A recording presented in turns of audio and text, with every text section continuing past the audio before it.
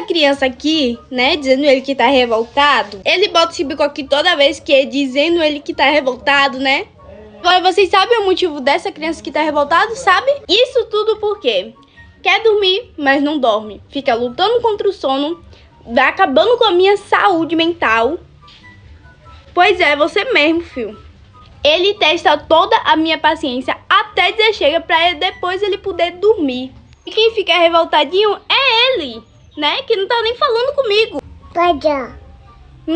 Pare, tia. Ainda por cima, quando ele tá revoltado, nem me chama de mãe, me chama de tia, viu? Pode.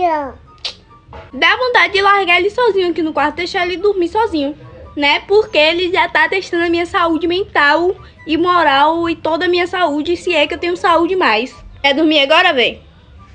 Não. E você quer fazer o quê? Quer ficar acordado? Não. E você quer o quê? Não.